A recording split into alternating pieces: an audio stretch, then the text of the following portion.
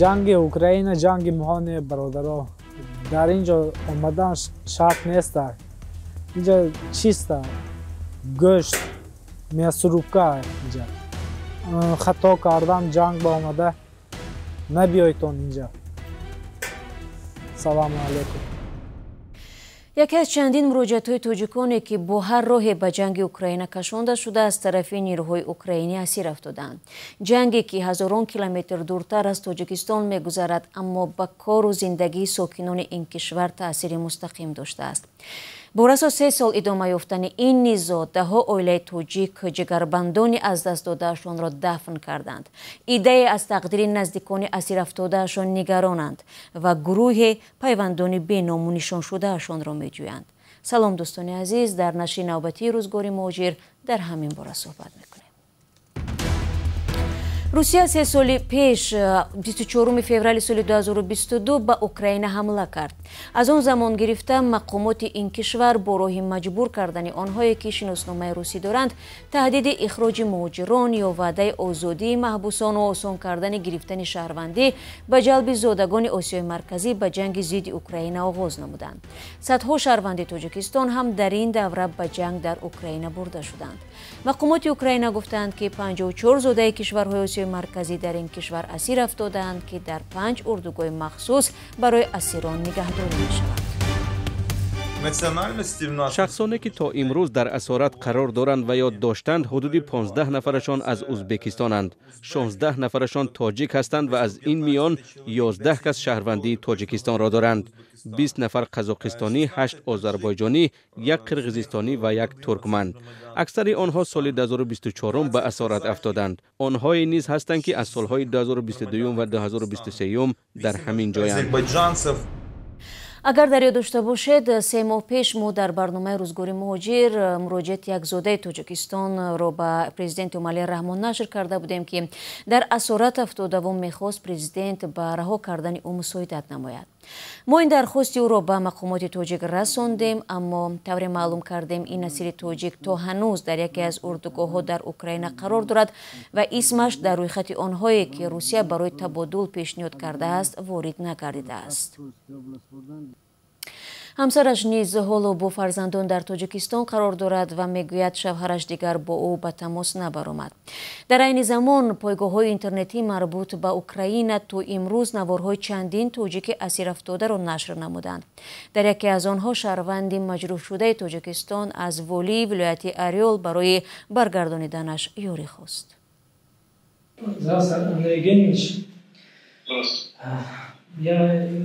سلام اندری یوگنیویچ. من شهروند تاجیکستان هستم و در ولایت اریول قرارداد بستم. 29 مارس به اسارت افتادم. پایم شکستگی است. از شما خواهش دارم که برای بازگشتن من یاری دهید.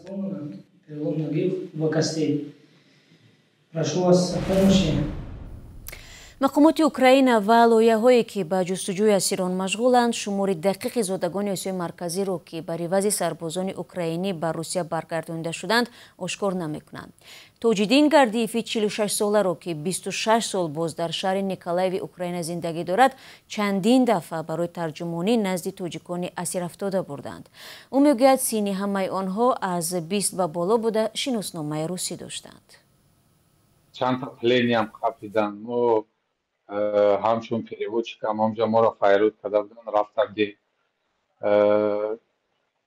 بسیار توجیک بود. حاضرم گپ میزنیم بچه ها خطی حاضرم هستن توجیک را آورده استن جنگ هرچنده که من لیچنم بسیار وقت زنگ میزنیم بچه ها را گپ میزنیم که ویا نبیاین این طرف جنگ این جنگ ما نیست نیکی خیلی با میویم بسیارم توجیکم. وقتی با آنها صحبت میکردید چی میگفتند؟ چگونه شد که به این جنگ افتادند؟ یک قسمش ندانسته اومده دیان و یا نمیدونم فکرشون کمتر دیگه خیلی بوده گیه بعد اینجا اومدن وقتی دیدن کار دیگه خیلی شده. بسیارش برای نمی پاسپورت روسیه را گرفتن بعد پول زیاد وعده میکردن بعد همین خیلی ده اومدگی و основнойш برای پاسپورت و برای پول من و یا فهمودم که آخی تو همین روسیه اگر که سه تا پاسپورت روسی بگیری اگر گرزنی باشی سرانو отношение خلق روس با اصحاب نامی تاجیکا خیلی همه میبینن چه خیلی بزه با تو ای طرف وای یو جنگ کردی نکردی سرانو تو همو امیگرانت یو همو ای گپ قبه بودیم ده توجدین گردیف افزود مهاجران آسیای مرکزی را اساساً به خط اولی جبهه میفرستند. بسیاریاش همون فکری جنگی که در تاجیکستان بود همین فکر کردن که این جنگ هم همین خیلی جنگ است و اینجا کمتر جنگ بود از منطقه که و همو درون و راکت و دیگر چیزها و این فکر کردن که هم 6 ماه همجا میریم یگان وای میکنیم تمام میریم اوجه статуси вай мегирем ҷанговарро дар Россия ҳурмат мекунанд чиқо мекунанд ки инҷа омадан дидан ки кор дига хеле бад аслан ман ҳамин кора муқоиса кардагиам ҳамин мардуми средни азияро барои чӣ меоварданд ҳозирам мебиёранд хай аввал ҳамун стройкаи барои акобу блинтажу ҳамун чизоро карданай вообще и как пушечное мясо و یا چه میکنن разведка боем ами мардуми средни азия ра ҳамун равон мекунан мегӯяд аз танги ҳамун тараф барое ки ва ё вақти аввали ҷанг буд оли хел опыт надоштанд чиқо мекарданд ами тоҷикои узбекои мефиристодан ҳамун тараф вақте ки тарафи украина задана сар мекарданд و یا уже جای این солдатои Украина را میدیدن ابجا زدستن بعد و یا چی میکردن او توجیکو یا که مردم سردی آسیا که همونجا زدستن شکو و یا در کار نیستن برای واردگاه اما فقط در کار بودن برای همون که همین براون همون طرف بینن که солдатои Украина ابجا توچکش و ابجا میزنن همین خرافه همین تمام دیگر وای تاجیکو و راسخودنی ماتریال ای هموطنی عزیزتر از جان ای یوسف امروزین کنعان بیرون ز وطن چی حال داری؟ بیا و از روزگارت ما را آشنا کن. بینندگان عزیز اگر شما دور از تاجیکستانید و از نازکی‌های مهاجرت آگاه هستید و میخواهید دیگران نیز بدانند پس این برنامه برای شماست. روزگار مهاجر مطابق شوی به محیط نو قصه های انسانی و سبق های حیاتی. الکساندر باستریکین رئیس کمیته تفتیشاتی روسیه که تقریبا در هر یک سخنرانیش از مهاجران سیمای اهریمنی می سازد آخر سال گذشته با یک لحن مسخره‌آمیز گفته بود حدود 10,000 نفر مهاجران را برای خندق‌کوبی به جبهه فرستادند. ما الکی بیش از 30,000 چنین شخص را که شهروندی گرفته و خواهشی در قید حربی گذاشتن را نداشتند شکار کردیم. آنها را نامنویس کردیم و حدود 10,000 نفرشان را به منطقه عملیات مخصوص نظامی فرستادیم. به ما میگویند که در آنجا آنها برایمان چی در کارند؟ کندن خندق یا تحکیم بخشیدن. برای این واقعاً بازوان کاری لازمند. آنها امروز صف واحدهای کمک رسان را به جبهه پر میکنند. در تقویت این حرفو بگدان اخریمینکا سردار کاتبات استودی هماهنگسازی اوکراین اوید به اسیران جنگی نیز گفت روسیه خارجیان از جمله زادگان آسیای مرکزی را که به جبهه جلب شدند به دشوارترین منطقه میفرستد و آنها در آنجا به طور عمومی کشته میشوند. منطقه هایی که آنها به اسارت افتادند گوناگونند، اما در عموم آنها در مکانهای قرار دارند که جنگ های وزنین جریان داشت. ما بار دیگر باور حاصل کردیم که روسیه آنها را در محاربه های دشوارترین به خط پیش جبهه میفرستد. این شهروندان برای انجام حمله ها به بخمود، بلگاروفکا، آفدیفکا، تورسک و پاکروفسک فرستاده شدند. شخصانی نیز هستند که در عملیات ولایت کورسک دستگیر شدند. қаблан Москав изҳор дошта буд ки ба баргардонидани сарбозони асиршуда дар қаламрави Украина новобаста аз дин, миллат ва мансубият ба қисми низомии онҳо ҳавасманд аст. Дар ин бора намояндаи расмии Вазорати корҳои хориҷии Русия Мария Захарова низ таъкид карда буд. русия ба Украина имкон медиҳад ки тасмим бигирад кадоме аз асирони ҷангии русияро ба рӯйхати табодул шомил мекунад. барои мо бозгашти ҳар як сарбозамон баробар муҳим аст. аммо табодулаҳое ки то ҳоло анҷом шуданд далели инанд ки зодагони Тоҷикистон ё умуман Осиёи марказӣ дар байни ивазшудагон тақрибан нестанд. бо ин ҳама ҷанге ки иқтисоди дунёро ба чолиш кашидааст, бо кушта шудани ҳазорон сарбозу афроди осоишта дар ду тарафи ҷабҳа идома дорад. мақомдорони украинӣ дар суҳбат бо Радиои Озодӣ гуфтанд, Москав ба бозгардонии асирони ҷангӣ аз миллатҳои дигар чандон таваҷҷӯҳ надорад ва кӯшиш мекунад дар рӯйхати табодул асосан афсарон ва шаҳрвандони бумии худро ворид кунад. бисёре аз асирон ҳам дарк карданд ки Русия дар фикри онҳо нест ва аз ин рӯ дархост намуданд ки Тоҷикистон ва ба виҷа раҳбари давлат Эмомалӣ Раҳмон онҳоро аз асорат берун кунад. як гӯшаи дигари мавзӯъ ба тоҷикони Украина рабт мегирад. то оғози ҷанг ба иттилои сафорати Тоҷикистон зиёда аз 12,000 зода ва 4,500 шаҳрванди Тоҷикистон дар Украина кору зиндагӣ доштанд. аксари онҳо баъди нооромиҳо аз ин кишвар берун шуданд. Тоҷиддин Гардиев мегӯяд ҳамагӣ 19 сола буд ки барои чанд моҳ ба Украина омад, аммо беш аз 12 сола мешавад инҷо муқимӣ гашт. солҳои тӯлонӣ дар бозор ба фурӯши як лухти сабзавот машғул буд. феълан дар корхонаи коркарди меваву сабзавот кор мекунад. ӯ гуфт касе бовар надошт ки байни Русияву Украина ҷанг мешавад.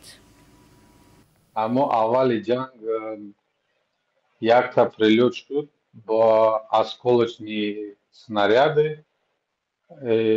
дар ҳамин ҳавлии ман 11 задан ва ё фақат осколка ва ё оташ чи пажар намешавад, фақат осколка. ҳамин хонаи моро задан, мошинои мана задан, якта мошини майда дар дари ҳавлим буд, якта мошини грузовой дар пушти забор, мошиноро задан, хонаҳоро задан. баъд аз ҳама безебаш ҳамин буд ки вай погреб меган ку погреб ҳамн ҷое ки консерватсия ҳамн чизоро мо вақте ки тревога мешуд мо ҳамн дуруни погреб медромадем. и ҳамин хел чид ки якташ рост ҳамин кришаро зад дуромад рост ҳамн даре ки мо погреб медромадем аку як ҳамнҷа айтиру ту вай мешидем ҳамн дуруни ҳамҷада зад кафи. хайрат ки мо ҳоли успех накарда надуромада будем. атак хона ҳама кришаро задан, полни кришаи алишкади, дару трезаи ҳама ойнаку ҳама чизоро шикастанд, мошиноро задан. ҳамсоямо як аз ҳалок гашт бо як 9 та мошини дига беғазаи мошини мо вай задан ҳамҷа хонао мошино. як ҷанги бемаъни. токунун хабари асир афтодан, нопадид ва кушта шудани даҳо зодаи Тоҷикистон дар Украина ки аз тарафи Русия меҷангиданд ба таври пароканда расонаӣ гардааст. ҳангоми таҳияи ин барнома дар муддати 2 рӯз дасти кам 10 оилаи тоҷик оиди дар майдони ҷанг бедарак шудани пайвандонашон бо мо суҳбат карданд. онҳо гуфтанд касе барояшон дақиқ дар бораи зинда ва ё мурда будани наздиконашон маълумот намедиҳад. ним моҳ пеш дар шабакаҳои иҷтимоӣ наворе ба гардиш даромад ки дар он як зодаи Тоҷикистон ки аз тарафи Русия ба ҷанг ҷалб шудааст бо наздиконаш видео намуда мегӯяд тамоми ҳамсафонашро куштанд ва худи ӯ 6 рӯз мешавад ташнаву гушна ва бо пойҳои маҷрӯҳ дар муосира қарор дорад. рустамҷон, 6 суткаи беоб ташна, ҳарду по ранид, ҳарду по рангашта намешава. ҳама партофтан гирехтан. Да углия завод ва ҷоам хурм тоқа. тавре маълум шуд, сарбози дар навор буда ҷон ба саломат бурдааст ва дар яке аз бемористонҳои Русия таҳти табобат қарор дорад. ситоди ҳамоҳангсози Украина оид ба муомилаи асирони ҷангӣ аз зодагони кишварҳои Осиёи марказӣ даъват мекунад аз ҷанге ки Русия дар Украина пеш мебарад канорагирӣ намоянд. сарнавишти ин нафарон вазнин аст. онҳо як нав радди маърака мешаванд. онҳо на ба кишвари худ лозиманд ва на ба Русия ки ба хотири пешбурди зиндагиашон омада буданд. ба мо ҳам дар кор нестанд. аз он ки бо пулҳои андозсупарандагони украинӣ лагерҳои маҳбусонро маблағ гузорӣ кунем, барои мо беҳтар аст ки онҳоро ба низомиёни худ иваз намоем. пеш аз пайвастан ба артиши Русия, онҳо бояд дарк кунанд ки куҷо мераванд, ба чӣ розӣ шуданд ва оқибаташ чӣ мешавад. Дональд Трамп ки моҳи ноябри соли 2024 дар интихоботи президентии Иёлоти Муттаҳидаи Амрико пирӯз шуд, ваъдаи қатъи ҷанг дар Украинаро дод. Вале то ҳанӯз хабаре аз тарҳи дақиқ дар бораи сулҳ дар Украина нест. Русия ба оҳистагӣ қисматҳои бештаре аз хоки Украинаро ғасб мекунад ва то ҳол ҳеҷ гуфтугӯе миёни ду кишвар дар бораи сулҳ низ сурат нагирифтааст. Тоҷдин Гардиев, мусоҳиби мо низ аз шаҳри Николаев мегӯяд, дар рӯзҳои ахир баръакс ҳамлаҳои Русия бештар шудаву сокинон дар ҳолати изтироб қарор доранд. ҳамин хеле ки ҳамин последни як сол будем тарафи моро мезадан, фақат шабона мезадан. ҳозирам ҳамин хеле шабона задестанд. ҳамин як-ду ҳафта пеш корхонаи моро ҳам задан, и уже дуюм сеюм бора задан. ҳозир мо ина 2 ҳафта 3 ҳафта шид фақат ҳамун последствияи ҳамун прилёта ҳозир вай кардистем. оинакҳои ҳалиш кардистем, чӣ кардистем. Ну ягон изменение ки там Трампу дигарҳо гап мезананд, сулҳ мекунем, ҳеҷ мекунем, вай мекунем. Абсолютно ягон изменение нест. бо орзуи хатми ҳарчи зудтари ҷангу хунрезӣ ва ба дидори хонаводаҳои худ расидани асирон, нашри навбатии рӯзгори муҳоҷирро бо ин мисраҳо аз Ҳайдарии вуҷудӣ ба поён мебарем. ай кош ки дар рӯи ҷаҳон ҷанг намебуд, дар коргаҳи шишагарон санг намебуд. дунё ҳама роҳаткадаме гашт башарро, гар фитнаву худхоҳиву найранг намебуд. бар мардуми овора замин танг намешуд, гар дидаи худбини фалак танг намебуд.